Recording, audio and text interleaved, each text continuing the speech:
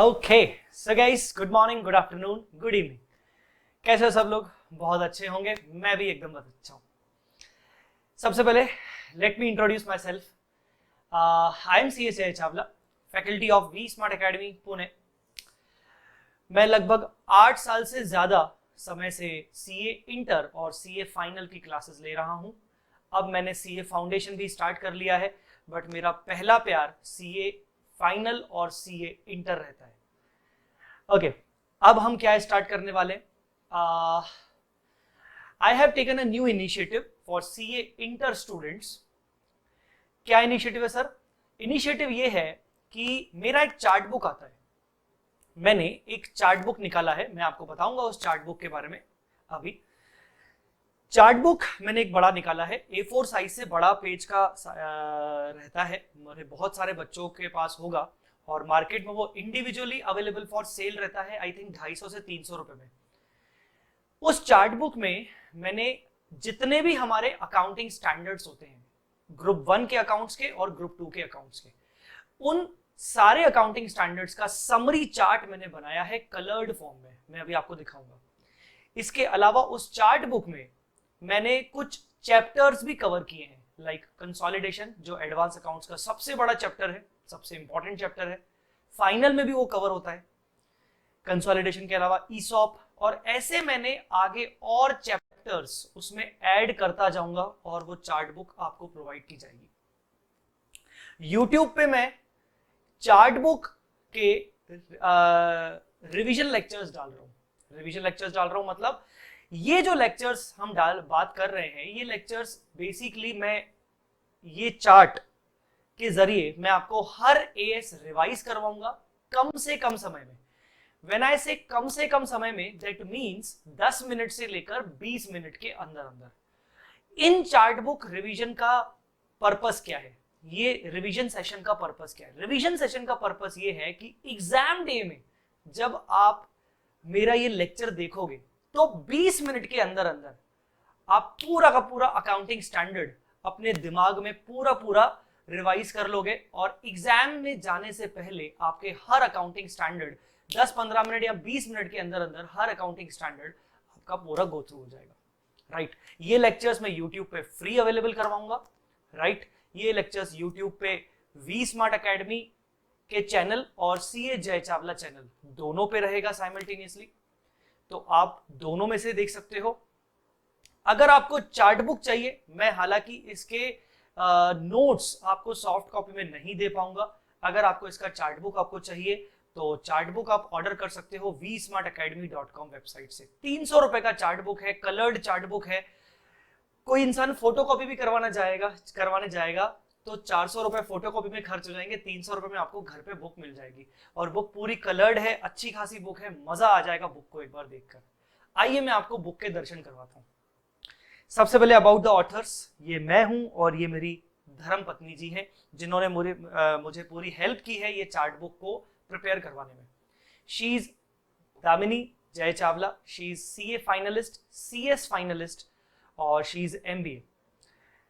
मैं सीए जय चावला, राइट।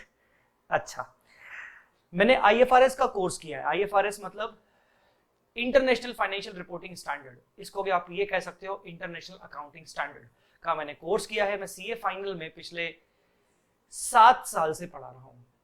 चलिए, चार्ट बुक में हमारा कवरेज क्या क्या रहेगा? हमारा चार्ट बुक जो रहेगा बेसिकली आप देख सकते हो, थोड़ा सा मैं इसको जूम कर लेता हूं, ठीक है। AS1 पहले पेज पे दिख रहा है, फिर दूसरे पेज पे AS2 रहेगा, फिर AS3 रहेगा, फिर AS4, फिर AS5। आप देख रहे हो एक एक पेज के एएस है, एक एक पेज के चार्ट्स है, देख रहे हो। हार्डली कोई एक आध एएस ऐसा होगा जो थोड़ा सा बड़ा जाता है जिसको मैंने 2 पेज में कवर किया है। हमारे पूरे के पूरे अकाउंटिंग स्टैंडर्ड्स कवर हैं यहाँ पर। AS1 से लेकर AS17 तक है, फिर AS18, 19, 20, 22, 24, 26, 29, उसके बाद अभी तक 2 टॉपिक मैंने कवर किए, ईसॉप और कंसोलिडेशन।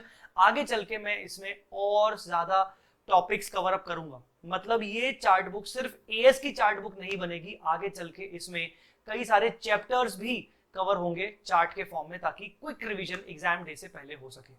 राइट, ऑब्वियसली अगर आप डिटेल्ड में मुझसे पढ़ना चाहते हो अकाउंटिंग स्टैंडर्ड्स, या आप डिटेल्ड में मुझसे कुछ चैप्टर्स पढ़ना चाहते हो, तो आप मेरी क्लासेस परचेज कर सकते हो vsmartacademy.com वेबसाइट पे। अगर आपको रिवीजन चाहिए अलोंग विथ प्रैक्टिकल क्वेश्चन, एक आध प्रैक्टिकल क्वेश्चन, तो मेरे मैराथन लेक्चर्स ऑलरेडी मेरे चैनल सीए जय चावला और वी स्मार्ट चैनल पे डले हुए हैं। बट ये चार्ट रिवीजन का ऑब्जेक्टिव क्या है, ध्यान से समझिएगा। यहां पर मैं आपको कोई भी प्रैक्टिकल क्वेश्चन नहीं करवाने वाला हूं। मैंने क्या बोला, विद इन 15 to 20 मिनट्स आपको पूरा का पूरा एएस रिवाइज करवाया जाएगा, ताकि आप एग्जाम डे पर जल्दी से जल्दी कवर अप कर सकें। तो ये चार्ट रिवीजन का पर्पस है सिर्फ एक क्विक रिवीजन, ना कि कोई प्रैक्टिकल क्वेश्चन। प्रैक्टिकल क्वेश्चन अगर आप चाहते हो, मेरा रेगुलर बैच आता है, मेरा फास्ट ट्रैक बैच आता है, इसके अलावा यूट्यूब पे मेरे मैराथन लेक्चर्स डले हुए हैं जहां मैंने प्रैक्टिकल क्वेश्चंस भी सॉल्व करवाए हैं। चलिए बढ़ते हैं बेटा। सबसे पहले आज का हमारा जो पहला सेशन है वो रहेगा AS1, जिसका नाम है disclosure of accounting policies. Right, in a very short span of time हम इस पूरे के पूरे AS को रिवाइज करेंगे। पूरा का पूरा AS रिवीजन होगा, ताकि हम 10 से 15 मिनट के सेशन में पूरा का पूरा कवर अप कर लें। राइट बच्चों, बात समझ में आ रही कि नहीं? चलिए let's start the session. AS1 disclosure of accounting policies. क्या क्या चीजें हम इसमें पढ़ने वाले हैं? सबसे पहले हम इसमें पढ़ने वाले हैं कि अकाउंटिंग पॉलिसी का मीनिंग क्या होता है। उसके बाद हम क्या पढ़ने वाले हैं, AS1 की क्या क्या रिक्वायरमेंट्स होती हैं, AS1 क्या कहता है, AS1 किस बारे में बात करता है। फिर हम पढ़ने वाले हैं फंडामेंटल अकाउंटिंग अजम्पशंस क्या होते हैं। ठीक है, उसके बाद फोर्थ हम पढ़ने वाले हैं किसी भी अकाउंटिंग पॉलिसी को सिलेक्ट करते वक्त आपको कौन कौन सी चीजों को ध्यान में रखना चाहिए। और फिर सबसे लास्ट में AS1 बात करता है चेंजेस इन अकाउंटिंग पॉलिसीज। अगर अकाउंटिंग पॉलिसीज को चेंज करना चाहते हो तो आपको क्या बातें ध्यान में रखनी पड़ेगी। चलो शुरू से, accounting disclosure of accounting policies. बहुत सारे बच्चों को गलतफहमी ये होती है कि AS1 में बताया गया है कि कौन कौन सी अकाउंटिंग पॉलिसी हमें चूज करनी चाहिए। नहीं, बिल्कुल नहीं, बिल्कुल नहीं, बिल्कुल नहीं, बिल्कुल नहीं। AS1 कतई नहीं बताता है कि हमें कौन सी अकाउंटिंग पॉलिसी चूज करनी चाहिए, क्योंकि जब हम फाइनेंशियल स्टेटमेंट्स बनाते हैं, बैलेंस शीट बनाते हैं, P&L बनाते हैं, ट्रेडिंग अकाउंट बनाते हैं, तो कई सारे रिस्पेक्ट में, कई सारे आइटम्स के लिए, कई सारे एसेट के लिए, कई सारे लायबिलिटीज के लिए, कई सारे इनकम एक्सपेंस के लिए डिफरेंट अकाउंटिंग पॉलिसीज होती हैं। उनके लिए कई सारे अलग अलग अकाउंटिंग स्टैंडर्ड्स हैं। तो अकाउंटिंग पॉलिसी कौन सी चूज करनी चाहिए, ये मैनेजमेंट के ऊपर डिपेंड रहता है। ये डिफरेंट अकाउंटिंग स्टैंडर्ड्स को कंप्लाई करना पड़ता है। बट AS1 सिर्फ ये कहता है कि आप जो भी अकाउंटिंग पॉलिसी चूज करते हो उस अकाउंटिंग पॉलिसी को डिस्क्लोज करो। तो सबसे पहले हम आते हैं अकाउंटिंग पॉलिसी का मतलब क्या होता है। क्या लिखा है, specific accounting principles and methods of applying those principles.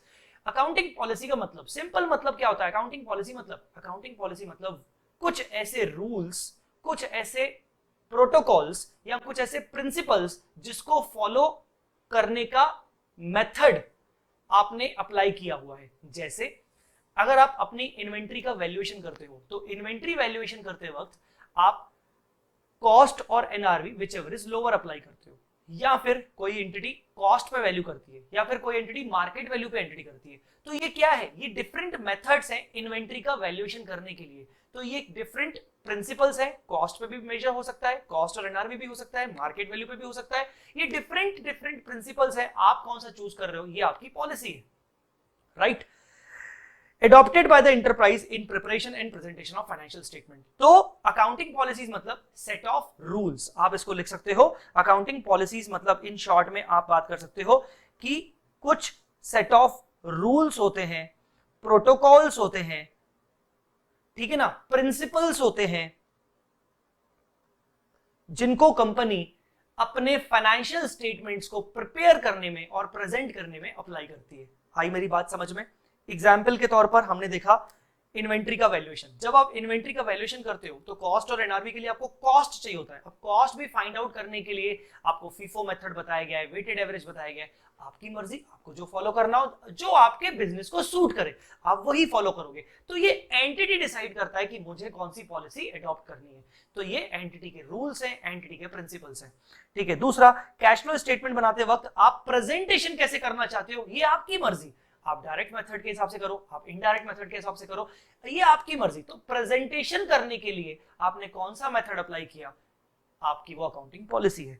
Depreciation method, हालांकि डेप्रिसिएशन मेथड को हम अकाउंटिंग पॉलिसी की कैटेगरी में अब नहीं रखते, अभी रिसेंटली अमेंडमेंट हुआ है।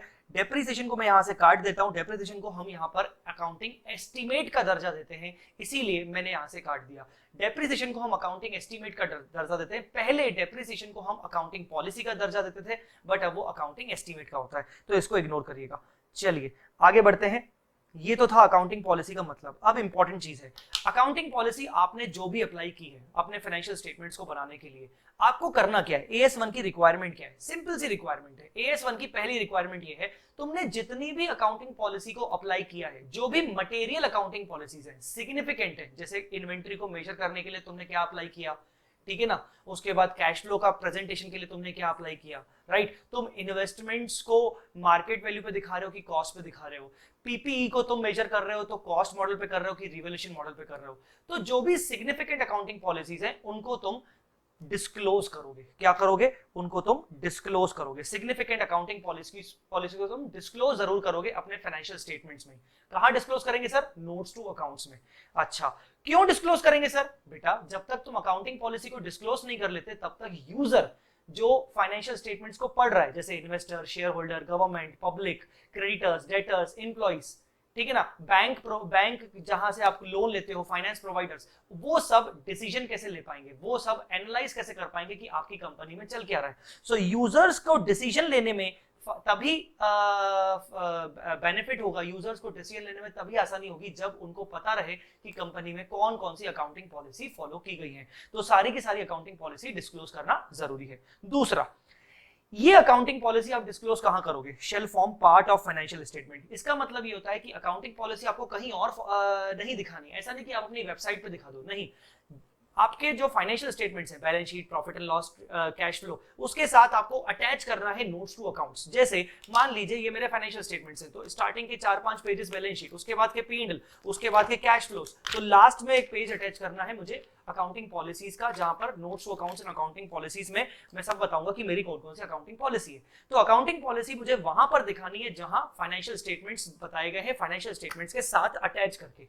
ऐसा नहीं कि कहीं और दिखा रहे हैं। डायरेक्टर रिपोर्ट में नहीं दिखा सकते, ऑडिटर रिपोर्ट में नहीं दिखा सकते। मैं ये स्पेशली बोल रहा हूं क्योंकि आगे चल के आपसे पूछा जा सकता है कि अकाउंटिंग पॉलिसी कहां दिखाई जाती है। तो डायरेक्टर रिपोर्ट में नहीं दिखाई जाती, ऑडिटर रिपोर्ट में नहीं दिखाई जाती, कंपनी की वेबसाइट पे नहीं दिखाई जाती, as a part of financial statement दिखाई जाती है। Without the disclosure of accounting policy, financial statements are treated as incomplete. अगर आप फाइनेंशियल स्टेटमेंट का पार्ट नहीं बनाते हो तो आपके फाइनेंशियल स्टेटमेंट्स कंप्लीट नहीं माने जाएंगे।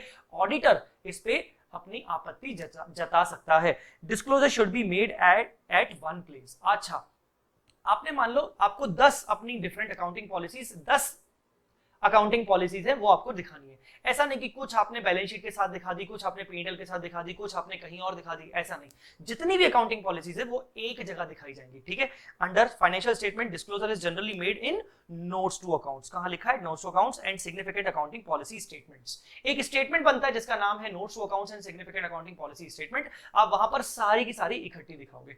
समझ में आया कि नहीं? तो रिक्वायरमेंट है कि सारी अकाउंटिंग पॉलिसी सिग्निफिकेंट आपको दिखानी है, शो करनी है फाइनेंशियल स्टेटमेंट्स में। It should form part of financial statement at one place, ठीक है। चलिए अब तीसरी बात पे आते हैं, फंडामेंटल अकाउंटिंग असम्पशन। क्या होते हैं fundamental accounting assumptions? 3 fundamental accounting assumptions होते हैं, CGA। C मतलब कंसिस्टेंसी, G मतलब गोइंग कंसर्न, A मतलब अक्रूवल। ये क्या है? यूजर आपके फाइनेंशियल स्टेटमेंट्स को जब देखेगा, जब एनालाइज करेगा, तो वो 3 असम्पशन हमेशा लेके चलेगा। यूजर 3 असम्पशन लेके चलेगा। कंसिस्टेंसी, आपने कंसिस्टेंट बेसिस पर प्रेजेंटेशन रखा है पिछले साल से इस साल, आपने कंसिस्टेंट बेसिस पर अकाउंटिंग पॉलिसी फॉलो की है, मतलब पिछले साल जो फॉलो की थी करंट ईयर में वही फॉलो की होगी। दूसरा, जी, गोइंग कंसर्न, आपका जो बिजनेस, आपने जो फाइनेंशियल स्टेटमेंट्स बनाया है वो आपने गोइंग कंसर्न को अज्यूम करके बनाया है, मतलब यूजर मान के चलेगा कि एंटिटी का बिजनेस फोर्सिबल फ्यूचर तक चलता रहेगा। यूजर मान के चलेगा कि उसका बिजनेस चलता रहेगा, ऑब्वियसली वो मान के चलेगा, ठीक है ना।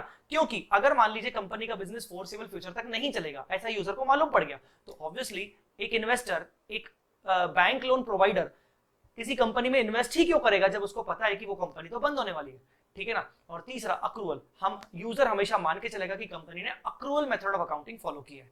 तो ये 3 फंडामेंटल अकाउंटिंग असम्पशन है। अगर आपने ये तीनों के तीनों फंडामेंटल अकाउंटिंग असम्पशन फॉलो किए हैं, एंटिटी ने अगर फॉलो किए हैं, तो इन तीनों के बारे में डिस्क्लोज करने की जरूरत नहीं है, क्योंकि यूजर पहले से ही असम्पशन लेके चलता है कि कंपनी का गोइंग कंसर्न चल रहा है, कंपनी कंसिस्टेंट बेसिस पर प्रेजेंटेशन और कर रही है और पॉलिसी फॉलो कर रही है, और कंपनी ने अक्रूवल बेसिस फॉलो किया है। बट अगर आपने इन तीन में से कोई भी एक या तीनों के तीनों फॉलो नहीं किए हैं, तो आपको ये सेपरेटली डिस्क्लोज करना जरूरी है और ये बताना जरूरी है कि आपने फॉलो क्यों नहीं किए। जैसे मान लीजिए आपकी कंपनी मैनेजमेंट को ये लगा कि हम विद इन 1 ईयर हमारा बिजनेस खत्म होने वाला है। क्यों? कोविड-19 के चक्कर में हमारे बिजनेस को बहुत जबरदस्त लॉसेस हुए, अब हमारा सर्वाइव करना बहुत मुश्किल है। अब because of covid in 1 year of time और विद इन 6 मंथ्स हमारा कंपनी का बिजनेस खत्म हो जाएगा। तो ये बात कंपनी को पता है, इसका मतलब कंपनी जो अपने फाइनेंशियल स्टेटमेंट्स बना रही है वो गोइंग कंसर्न के बेसिस पर नहीं बना रही है। अगर गोइंग कंसर्न के बेसिस पे नहीं बना रही है तो यही बात कंपनी को अपने नोट्स टू अकाउंट्स में दिखानी पड़ेगी, बतानी पड़ेगी कि हमने फाइनेंशियल स्टेटमेंट्स बनाते वक्त गोइंग कंसर्न का ध्यान नहीं रखा है। आई मेरी बात समझ में कि नहीं? So no specific disclosures are required if above fundamental accounting assumptions are followed. If fundamental accounting assumptions are not followed by entity then fact should be disclosed. Fact मतलब ये बताना जरूरी है कि हमने सीजीए को फॉलो नहीं किया है। ये आपका है फंडामेंटल अकाउंटिंग असम्पशंस। चलो तीसरी बात, चौथी बात, सिलेक्शन ऑफ अकाउंटिंग पॉलिसी।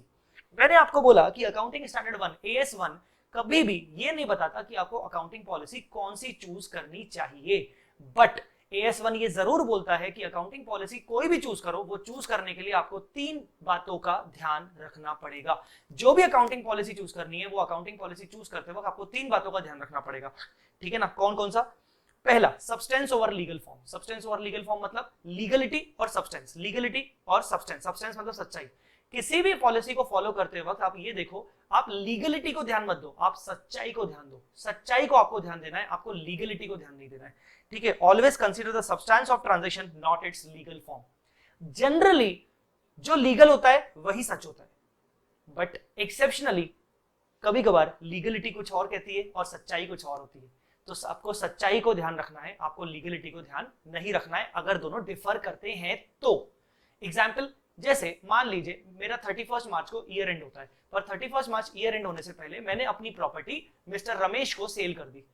मैंने अपनी प्रॉपर्टी मिस्टर रमेश को सेल कर दी, रमेश ने मुझे पूरा का पूरा पेमेंट कर दिया और मैंने उसको प्रॉपर्टी का पोजीशन दे दिया। बट प्रॉपर्टी रमेश के नाम पे अभी तक नहीं हुई है। प्रॉपर्टी रमेश के नाम पे हुई in the month of June में। जून में रमेश के नाम पे रजिस्ट्री हुई।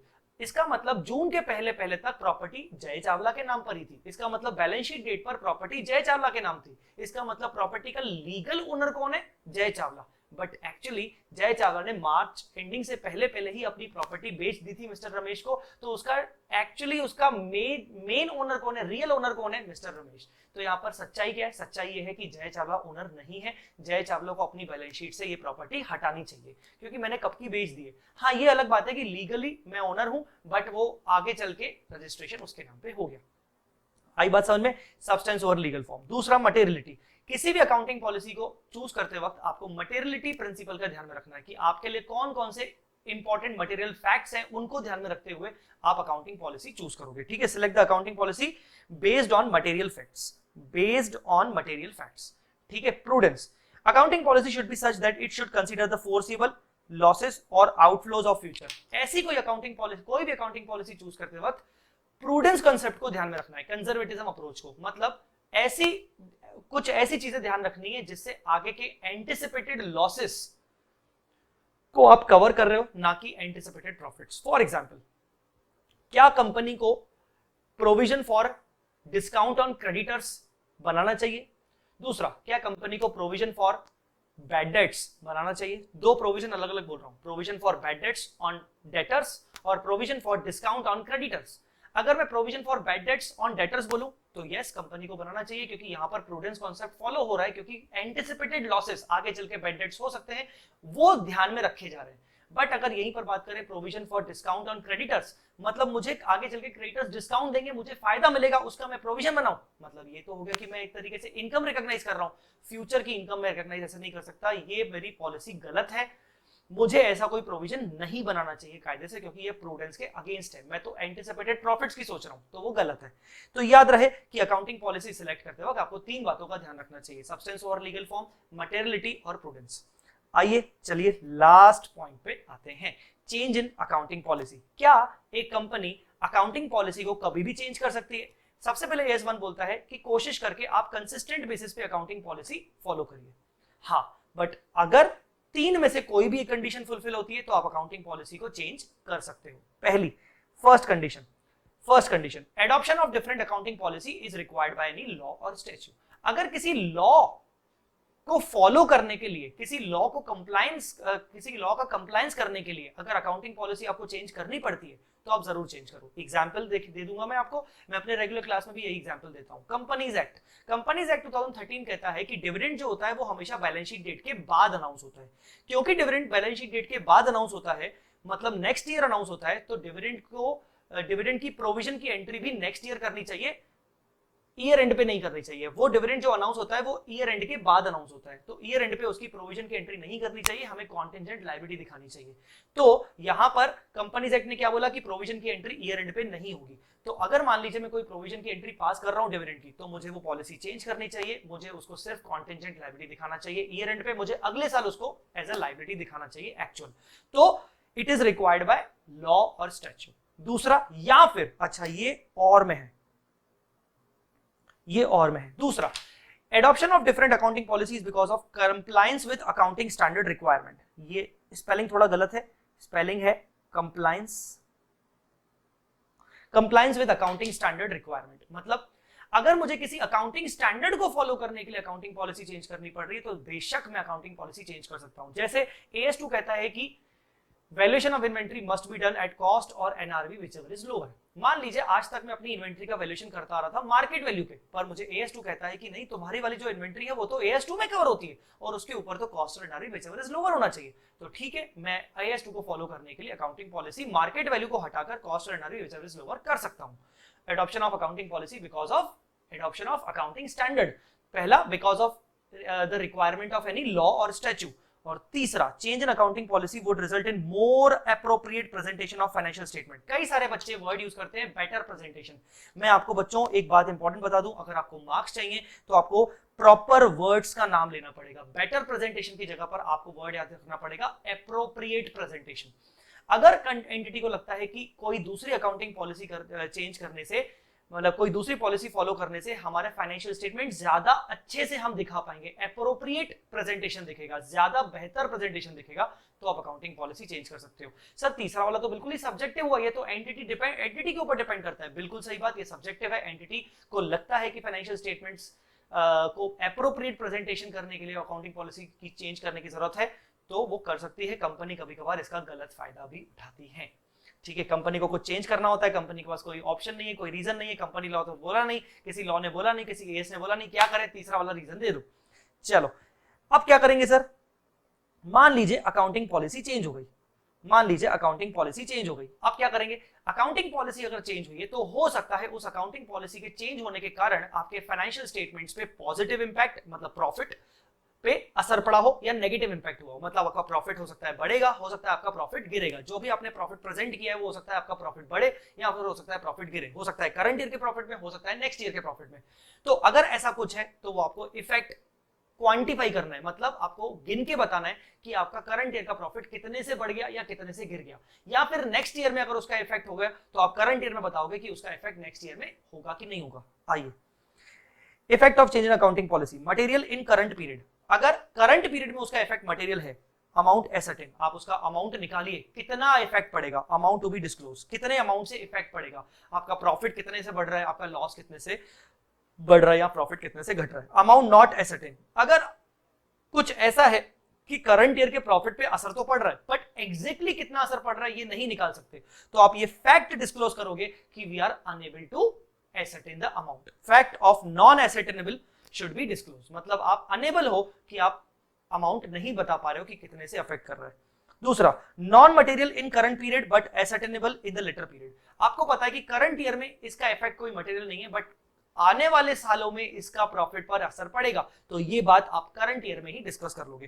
Fact of such change in letter period should be disclose in the current period. आप करंट पीरियड में ही इसका फैक्ट बता दोगे कि भैया आने वाले सालों में तो मेरे प्रॉफिट पर असर पड़ेगा, मेरा प्रॉफिट बढ़ेगा या घटेगा, करंट ईयर में कुछ नहीं हुआ। तो ये आपका आ गया चेंज इन अकाउंटिंग पॉलिसी।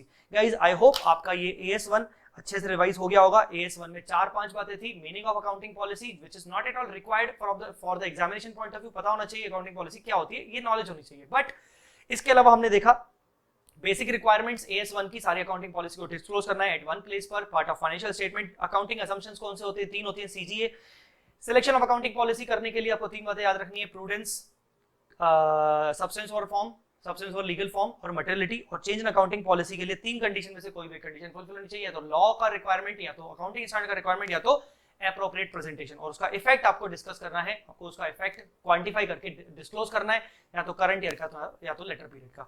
चलिए guys, so this was AS1 का चार्ट रिवीजन। ऐसे ही chart revision, quick chart revision मैं आपको बहुत सारे पेश करूंगा, और मेरी कोशिश होगी कि आने वाले आगे आने वाले कई टाइम में कई सारे अकाउंटिंग स्टैंडर्ड्स के क्विक रिवीजन मैं आपके सामने प्रोवाइड करूं। फिर से बोल रहा हूं, क्विक रिवीजन का सिंपल सा ऑब्जेक्टिव है एग्जाम डे रिवीजन। यहां पर मेरा बिल्कुल इंटेंशन नहीं है कि मैं आपको क्वेश्चन सॉल्व करवाऊं, कोई एक्स्ट्रा एग्जांपल्स दूं। मेरा बिल्कुल सिंपल सा लॉजिक है कि आप एग्जाम डे पर जल्दी से जल्दी सब चीजें अपने दिमाग में डाल के जाओ। चलिए guys, thank you so much, अभी के लिए इतना ही। बाय बाय, जय माता दी, अल्लाह हाफिज। अगर आपने मेरे चैनल को सब्सक्राइब नहीं किया है तो चैनल को सब्सक्राइब कर लो, CA जय चावला और V smart academy. Thank you so much, bye bye, जय माता दी, अल्लाह हाफिज।